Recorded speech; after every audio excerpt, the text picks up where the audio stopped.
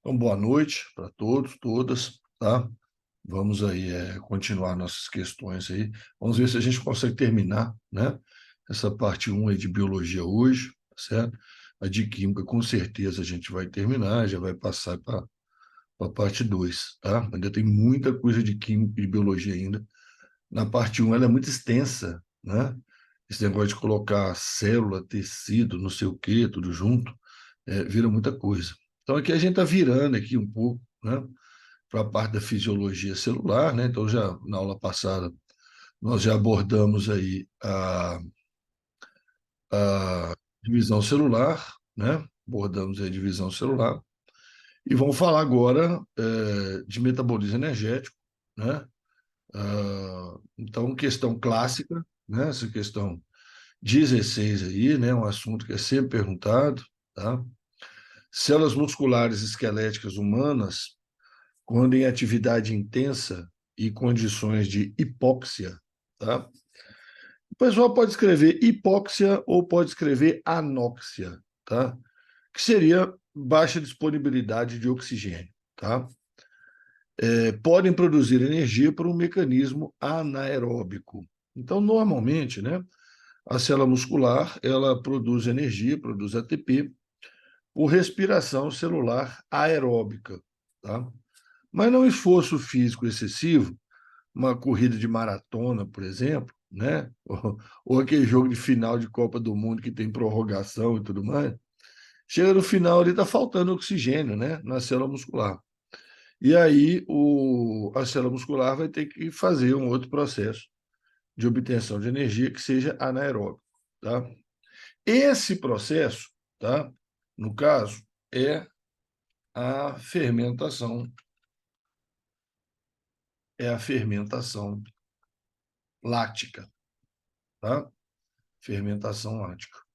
É esse processo, né? Em que a glicose é quebrada em ácido pirúvico, certo? A glicose ela é quebrada em ácido pirúvico, que é a glicólise, né? Quebra da glicose em ácido pirúvico. E o ácido pirúvico é transformado em ácido lático, né? Sem envolvimento, então, de oxigênio, né? Sem envolvimento de oxigênio. E tudo fora da mitocôndria, né? Tudo no hialoplasma, tudo fora da mitocôndria. Então, muito esquematicamente, né? Fermentação lática é isso aí, tá certo? Uma molécula de glicose, né? Uma molécula de glicose quebra em duas de ácido pirúvico e transforma em duas de ácido lático, né? Então, isso aí não é produção de vinagre, né? Produção de vinagre por bactérias é fermentação acética, né? Produz o vinagre, que é o ácido acético, o ácido etanóico, tá? Não é a produção de bebida alcoólica por levedura, é a fermentação alcoólica, tá? Produção de álcool, etanol, feita por fungos apenas, né? Leveduras são fungos, né? Fungos unicelulares. Produção de iogurte por lactobacilo, sim, tá certo? É isso aí é a fermentação lática, né? Isso é a fermentação lática. Os lactobacilos, né? Eles vão fermentar o açúcar do leite, né? Produzindo ácido lático, tá? Isso abaixa o pH e aí as proteínas do leite elas coagulam, né? Formando aquele aspecto cremoso do iogurte. Em uma fermentação mais avançada, né? É produzido queijo, né? O queijo também envolve a fermentação lática, tá? Aí as proteínas do leite precipitam, né? Separam completamente do soro, tá? Separa completamente do soro. Depois aquele soro é retirado e aquela massa proteica, também com gordura, né? Um pouco de gordura do leite e tal. Açúcares também, né? Alguns açúcares que sobraram, né? Que passaram pela fermentação, vão formar o queijo, tá? Liberação de oxigênio pelas algas é fotossíntese, né? Produção de metano no esgoto, lixão, tubo digestivo de ruminante é um processo anaeróbico, né? Metanogênico, não tem nada a ver com célula muscular, então, tá? Então, a fermentação lática, ela é característica dos lactobacilos, certo? Característica dos lactobacilos. mas também feita, né, pelas nossas células musculares quando em baixa disponibilidade de oxigênio, né? Hipóxia ou anóxia, né? Tanto faz, tá bom? Então, letra C aí, tranquilo. Qualquer dúvida, chama aí, tá, gente? A iluminação noturna de jardins públicos, sem interferir no metabolismo das plantas, pode ser feita utilizando lâmpadas especiais que emitem principalmente luz UV, tá? Então, a questão é o seguinte, tá? Você precisa de iluminar jardins públicos, praças, né? Às vezes um jardim maior aí de uma residência, qualquer coisa assim, tá? E se você usar uma lâmpada comum, tá? Luz branca, né? A planta que está iluminada, a planta ali do jardim que vai estar iluminada, ela vai fazer fotossíntese. Ela vai fazer fotossíntese a noite inteira, certo? Quer dizer, ela já faz de dia, vai fazer fotossíntese a noite inteira, tá? Então, isso aí gera nas plantas um negócio que a gente chama de estresse metabólico, tá? Estresse metabólico. É interessante, tá? Para a planta, essa história de fazer fotossíntese 24 horas não é interessante, tá? Também outros processos que acontecem na planta são estimulados por luz também, como é o caso de floração, né? Formação de fruto, tal, semente, etc. Que também não é um negócio legal a planta fazer isso o ano inteiro, né? A planta produzir flor, fruto, semente o ano inteiro também não é legal, porque ela gasta muita energia. Aí a gente chama de estresse reprodutivo, certo? Mas aqui especificamente, né, tratando aí da fotossíntese, né, que é o metabolismo, né, basta você iluminar a planta, então, com aquela cor de luz que ela não usa na fotossíntese, né? A gente sabe que a planta não usa, praticamente não usa, luz verde na fotossíntese, certo? Por quê? Porque a clorofila é verde, né? Se você ilumina a planta com luz verde, ela não absorve a luz verde, ela reflete a luz verde, tá? Então, iluminar a planta com luz verde é a mesma coisa que a planta está no escuro. Então, para a planta, é como se fosse noite. Agora, para quem está andando lá no jardim, na praça, né? Está iluminado, né? Está iluminado, não vai ter problema, né? Para atravessar a praça, não vai ter muito lá receio de segurança, né? Porque deixar a praça no escuro vai dar uma insegurança danada no sujeito, com toda razão, né? Então é isso, tá? Então, plantas iluminadas com luz verde refletem totalmente o verde, não absorvem, né? É como se estivessem no escuro, tá? Por outro lado, né? Se você quiser que a planta faça mais fotossíntese, né? A noite inteira, né? Ou por uma parte da noite, né? Então, se você, não, essa planta vai trabalhar aqui até meia-noite, eu preciso que ela faça muita fotossíntese, tal, para crescer mais rápido, etc. Aí você vai iluminar a planta, né? Com um outro tipo de lâmpada, que emite aquelas cores de luz que são mais usadas na fotossíntese, que é a região do vermelho, tá? E a região do azul-violeta, certo? Que são as cores mais usadas. Tá? Existem lâmpadas especiais para isso, até tem lâmpadas de LED para isso, tá? Que são utilizadas para essa finalidade. Eu tenho até uma lâmpada dessas de LED, eu não sei se ela está aqui por perto agora. Não, está não. Pensei que ela estava aqui, mas não está não. Eu tenho uma lâmpada dessas aí, porque eu tentei fazer um esquema aqui com minhas orquídeas, só que não ficou muito legal, não, certo? Assim, tecnicamente funcionou, mas esteticamente ficou uma porcaria, tá certo? Então, está guardada sem uso, tá? Mas você acha, tá? No Mercado Livre da vida aí, você acha lâmpada de LED para plantas, né? Plantas dentro de casa, plantas que não sofrem iluminação direta, né? Estufa, essas coisas, tá? Questão 18 é que fala um monte de coisa, tá? Tem um monte de informação, assim, muito cara de Enem, né? Muito cara de Enem. Considere as seguintes informações sobre mecanismos protetores relacionados à função mitocondrial. mecanismos protetores relacionados à função mitocondrial, tá? Então, nós temos aí a ação de hormônios, tá? Então, existe um hormônio da glândula pineal é uma glândula que está na cabeça, mais para posterior do cérebro, né? Que produz a melatonina, tá? A melatonina, ela preserva a integridade de mitocôndria, retardando danos mitocondriais que ocorrem junto à progressão do processo de envelhecimento da mitocôndria, tá? A mitocôndria também envelhece. Pode bloquear danos oxidativos causados do DNA contido na mitocôndria, DNA mitocondrial, causada pela neurotoxina beta-proteína amiloide, que é aquela proteína relacionada com o mal de Alzheimer, tá? Então, a melatonina pode bloquear parte desses danos aí, né? Retardar o desenvolvimento do mal de Alzheimer, certo?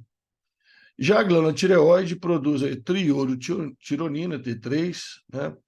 Que estimula a produção de ATP, né? Estimula a produção de ATP, então ela é uma forma também de proteger a mitocôndria, de ajudar a mitocôndria, tá? Além desses hormônios que ajudam a mitocôndria, nós temos também ácidos de ação de lipídios e ácidos graxos, tá? Como o ácido alfa-linoleico, tá?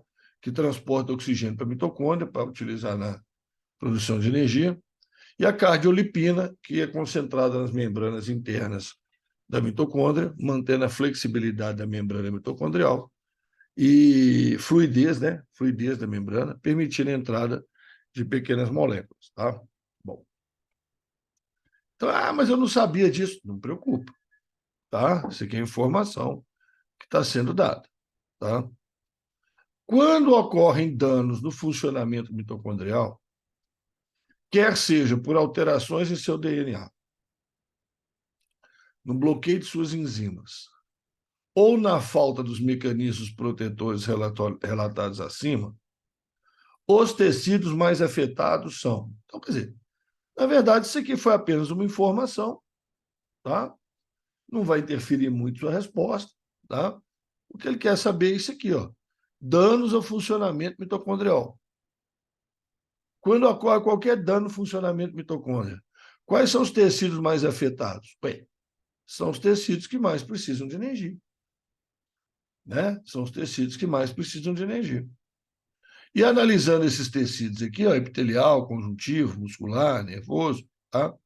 Os dois tecidos que mais precisam de energia são tecido muscular e tecido nervoso, tá?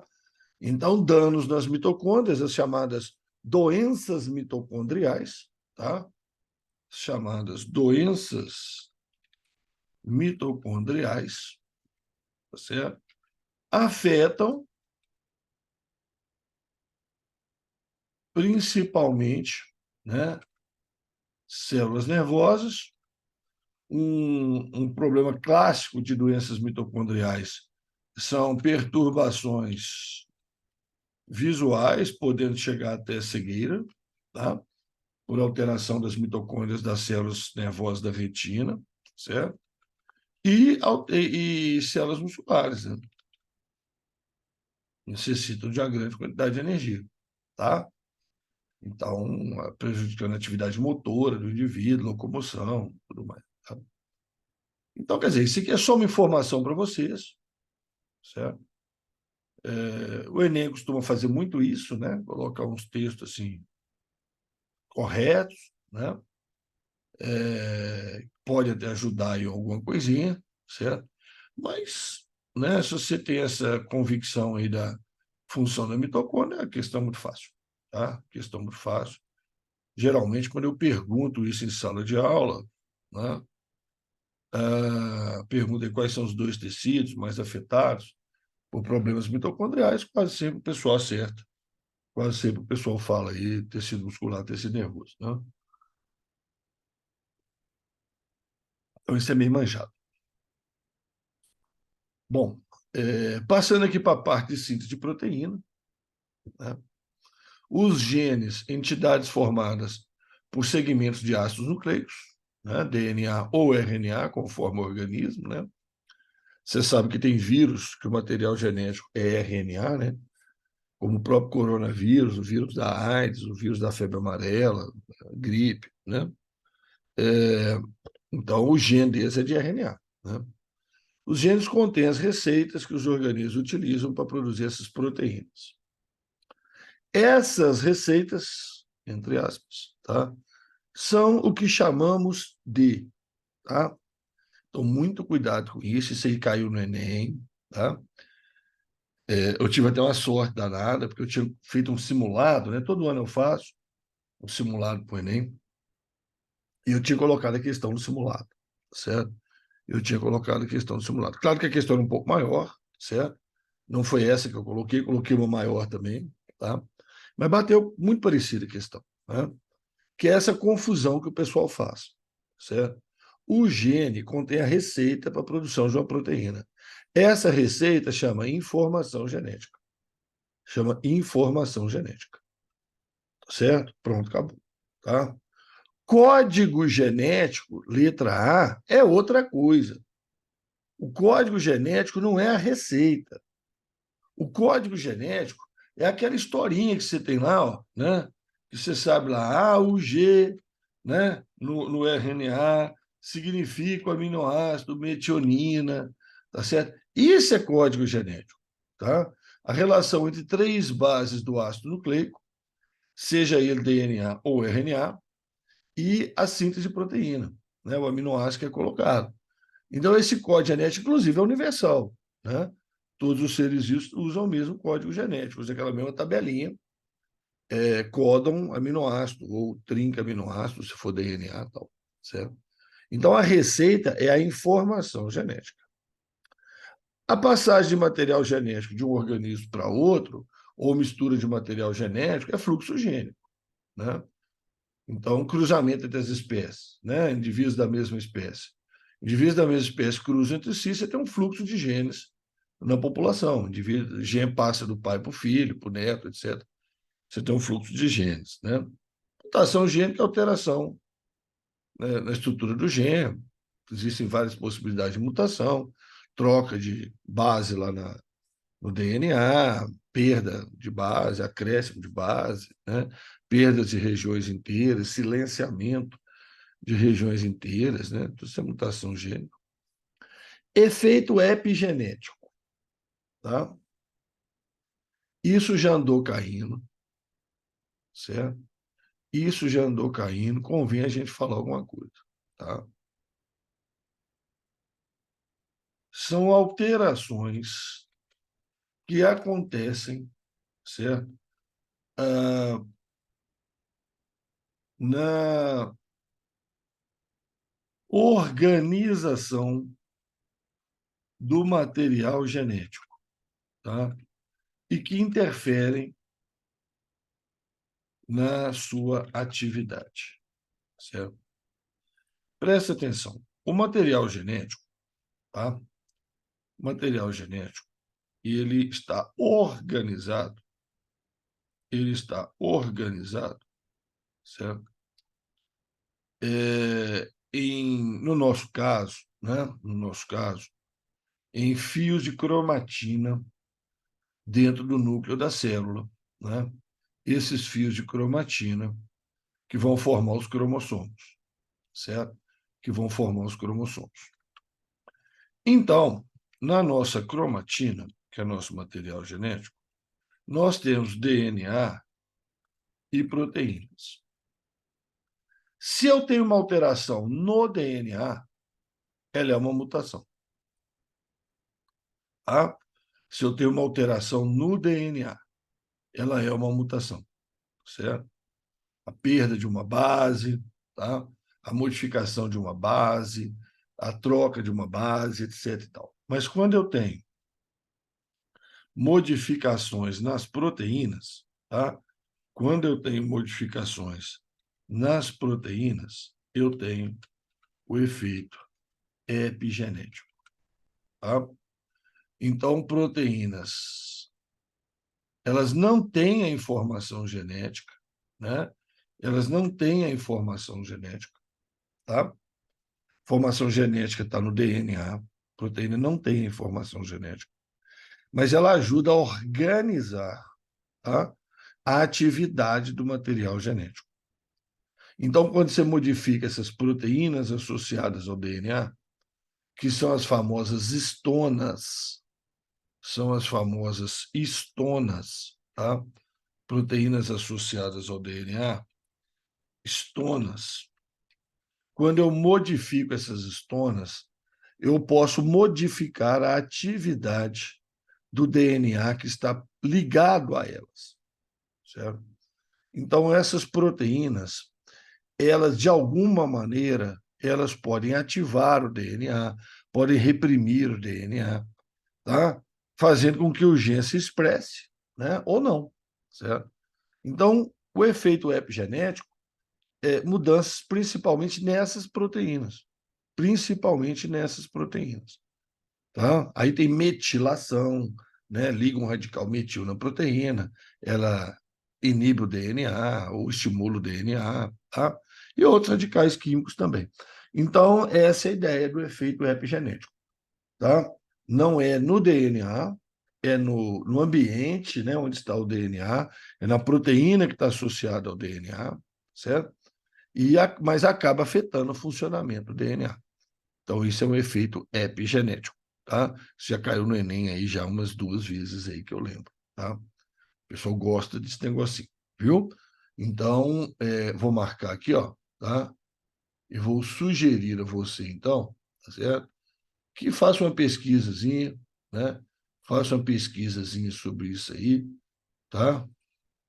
Faça uma pesquisazinha sobre isso aí. Rápida, tá, gente? Depois, tá? Você entra no Google, tá? Ó, pesquisa rápida, tá? Não é para ler mais do que 3 parágrafos, não. Certo? Não é, não é para ler um livro sobre epigênese, não. Certo? Você lê ali para você entender, que você vai ver que é isso aí que está falando, tá? Essa modificação do ambiente químico, das proteínas, né, que estão ligadas ao DNA, que pode afetar o funcionamento dessa informação genética. Beleza?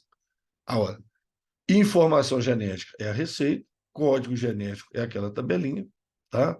E efeito epigenético é mudanças que não são no material genético, né? São especialmente nas proteínas, mas interferem na atividade do material genético. Tá bom? Então, exemplo de informação genética: metilação de proteína. Pronto. Metilação das histonas. Pronto. Tá? Ah, perdeu base, perdeu códon, acrescentou um códon, trocou a base. Isso é mutação. Tá? Isso é mutação, isso não é efeito epigenético, não. Se no DNA humano temos a trinca ou triplé, tá? TAC, que codifica a colocação do aminoácido metionina numa dada posição numa cadeia de aminoácidos, o códon do RNA mensageiro e o anticódon do transportador relacionados a esse aminoácido são, respectivamente. Então, ó, a trinca, né? A trinca ou triplé, né? Ela está lá no DNA, certo? A trinca está lá no DNA. Então, está lá no DNA, né? Uma sequência lá, né? T, A, C. Essa sequência, tá? Vamos supor que ela foi usada para fazer um RNA mensageiro. É o processo de transcrição, né? Ela foi usada para fazer um RNA mensageiro. Então, o RNA mensageiro vai ter o complemento de TAC, que é A, U, G. E esse RNA mensageiro, certo? Ele vai ligar-se a um ribossomo, né? Tá ele aqui, ele vai ligar-se.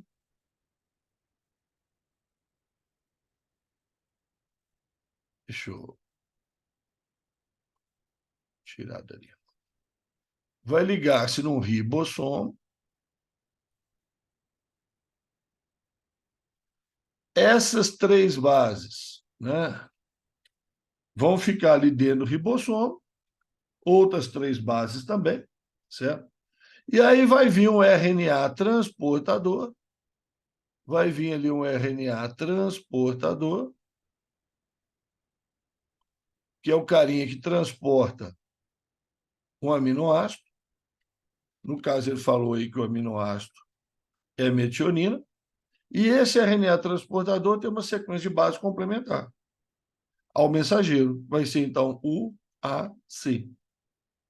Certo? Então, esse aqui é o RNA mensageiro. E esse que chegou aqui carregando o aminoácido, né?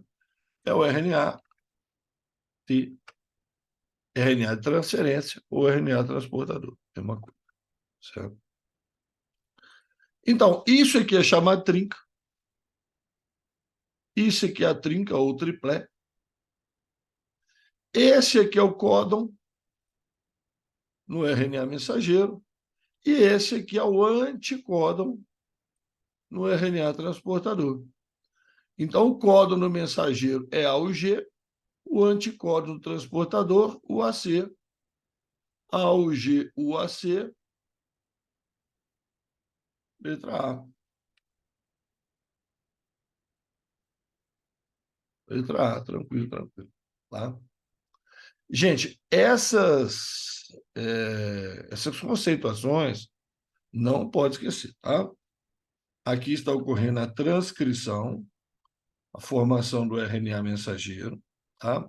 E aqui está ocorrendo a tradução ou leitura, né, do RNA mensageiro. Leitura essa que é feita no ribossomo, tá? Pelo RNA transportador, certo?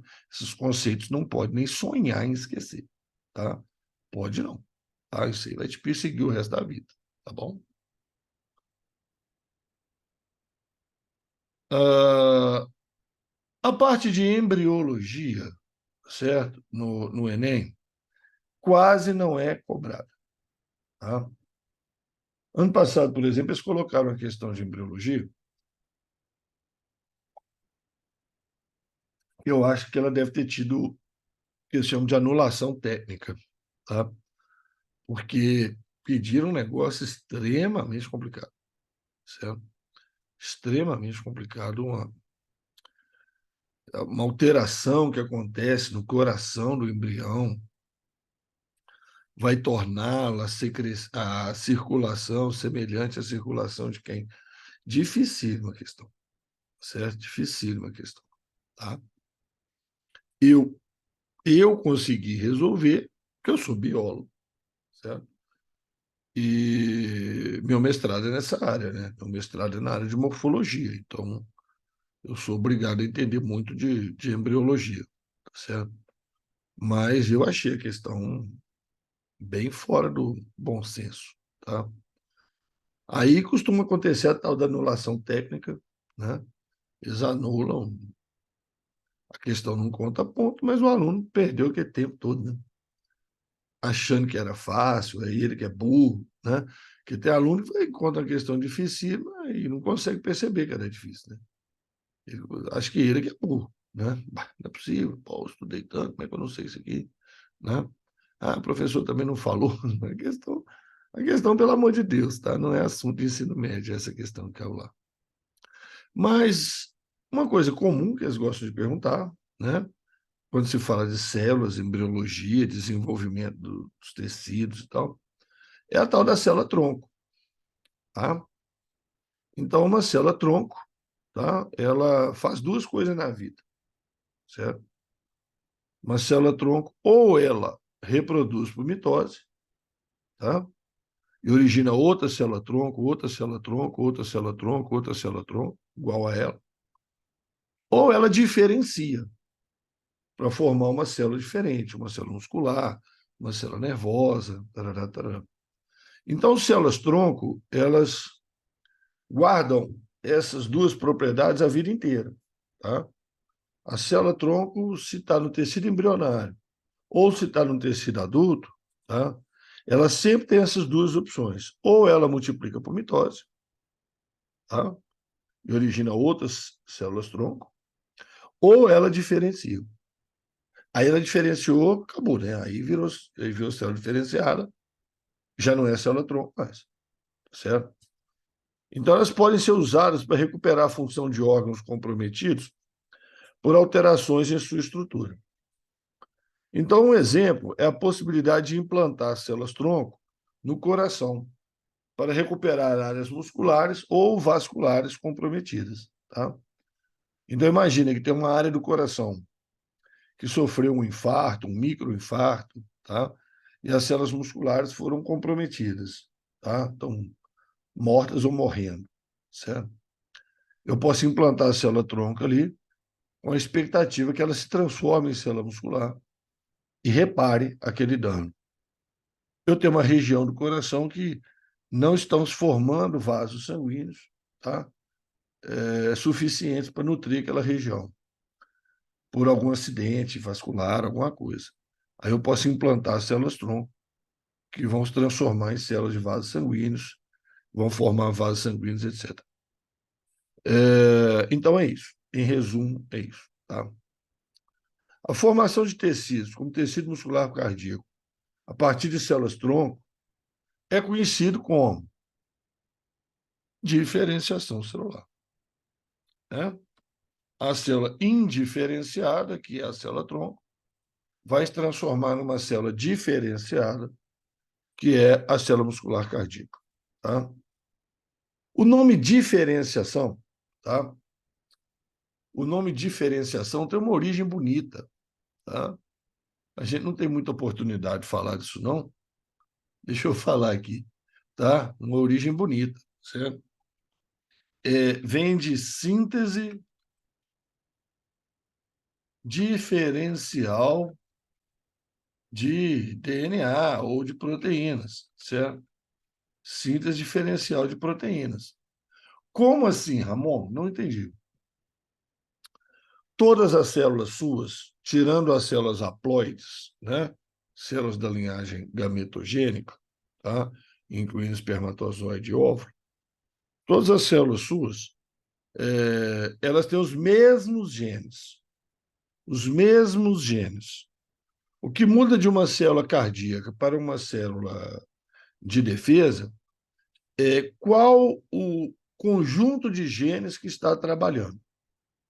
Então, por exemplo, tanto a célula muscular quanto as células de defesa precisam de produzir energia. Então, aqueles genes da respiração celular tal, estão funcionando em todos. Tá? Agora, na célula muscular, tem alguns genes que produzem as proteínas de contração, né, que estão funcionando na célula muscular. E na célula de defesa, tem genes que produzem enzimas digestivas de lisossomo, que estão trabalhando também, certo? Produzindo, né, suas enzimas lisossômicas. E o gene da proteína do músculo não funciona na célula, praticamente não funciona na célula de defesa, e o gene de enzimas de digestão praticamente não funciona na célula muscular. Então, isso é a síntese diferencial de proteínas. Então, uma célula-tronco, ela tem todos os genes. Na hora que ela diferencia numa célula muscular, aqueles genes necessários para o funcionamento da célula muscular são ativados, os outros são inibidos. Tá? E fatores epigenéticos entram aí no meio das estonas. E na hora que a célula-tronco transforma numa célula de defesa, os genes para a produção de enzima digestiva são estimulados, o gene para a produção de proteína muscular é inibido. Então, é a síntese diferencial de proteínas. Quando a célula se diferencia, é que ela está produzindo proteínas diferentes, né, que vão dar uma função diferente, uma atividade diferente para essa célula. Tá? Então, é isso aí. Tá? A ideia de síntese diferencial de proteína. O corpo. Bom. Sequenciamento genético. Bom, transgenia. Transgenia, você sabe. Colocar a gene de uma espécie na outra. Né? Pega um gene lá de animal, coloca uma planta, certo? Então, pega um gene humano da produção de insulina, coloca numa bactéria, isso é transgenia, certo? Sequenciamento genético é determinar a sequência de bases do material genético. Adenina, timina, citosina, guanina, guanina, citosina, timina, adenina, timina. Isso é sequenciamento. Terapia gênica é tratar uma doença, né, uma doença de origem genética pela colocação de genes saudáveis no indivíduo. Tá? Então, por exemplo, vamos pegar alguém de exemplo, é o João, né? O João está aí. Boa noite, João. Tá? O João, vamos supor que tem um gene defeituoso, tá? Lá no fígado dele, que não produz lá uma proteína importante que ele precisa. Né? Eu posso tentar colocar esse gene sadio nas células do fígado dele. Tá? Então, isso na prática é feito ou com célula-tronco do próprio João, ou com células do fígado do próprio João, faz uma biópsia, tira as células. Em laboratório, você vai fazer um processo complexo de inserir o material genético sadio, né? O gene sadio, nessas células tronco ou células do fígado, e depois devolver essas células para dentro do fígado, ver se elas reproduzem e ocupam grande parte do fígado, certo? Está falando que o fígado dele está saudável. Por enquanto, né, João? Vai. Depois dos 18 é um problema o fígado. Né? Aí você vai colocar esse gene e vai consertar esse defeito genético. Né? Então, isso é a ideia de terapia gênica. Tá? A autoimunidade é quando o organismo produz anticorpos contra o próprio organismo. Né? São as chamadas doenças autoimunes, né? Como a intolerância ao glúten, né? Alterações da tireoide, né? Tireoidite, alterações de articulação, artrites, tá? Lúpus, certo? São doenças que o indivíduo produz anticorpo contra ele mesmo. Tá?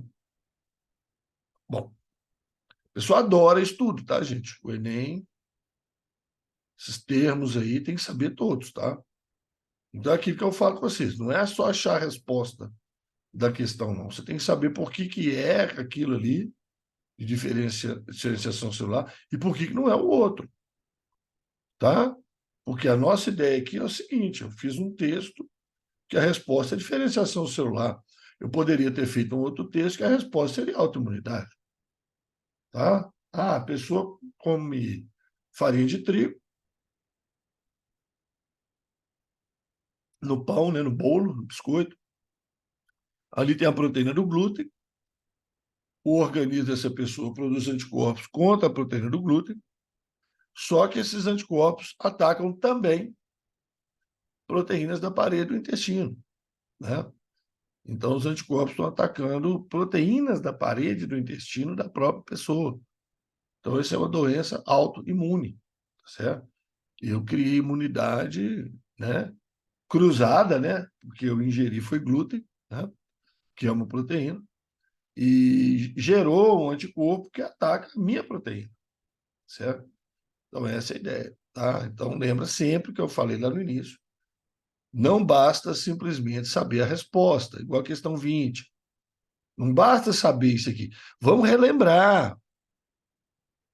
É aquele negócio que eu falei com vocês, e repito, terceira aula, repito, tá? Estude a questão. Deguste a questão, certo? Lembra tudo ali que está envolvido. Transcrição, tradução, lembra tudo. Não fica só na resolução da questão, não.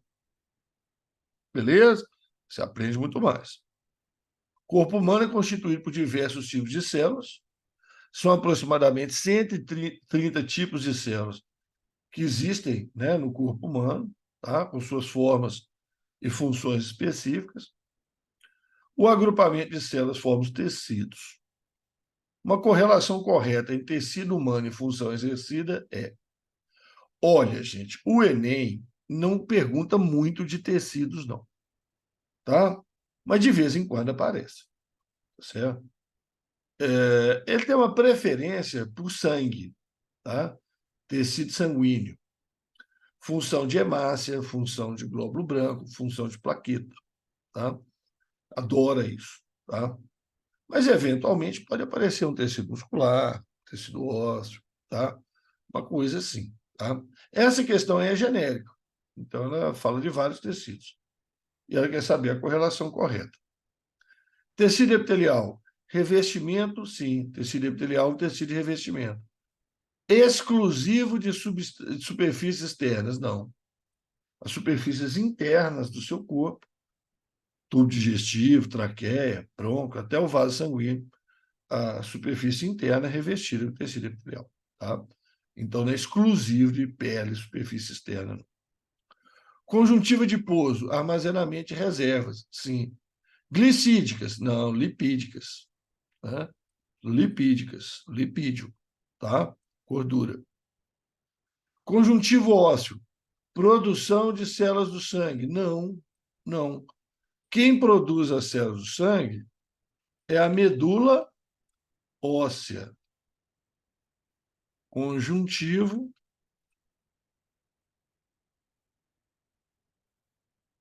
hematopoiético, tá? Conjuntivo hematopoiético. Está dentro do osso, mas não é tecido ósseo, tá?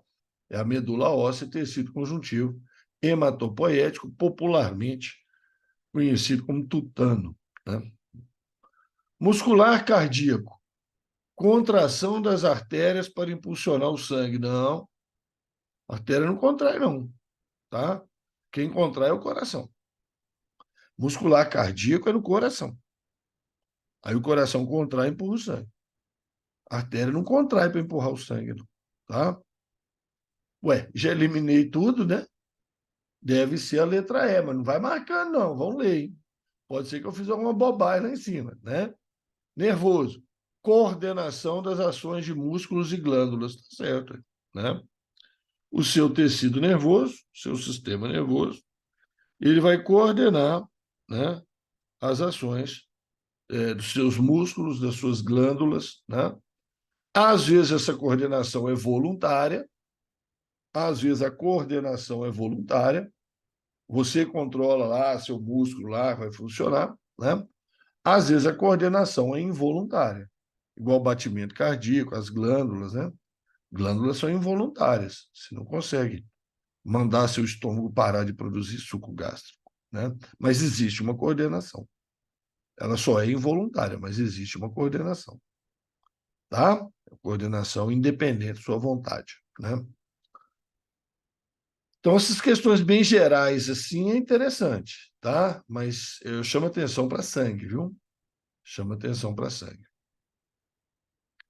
Na imagem obtida ao microscópio óptico, representa um certo tipo de tecido epitelial, tá?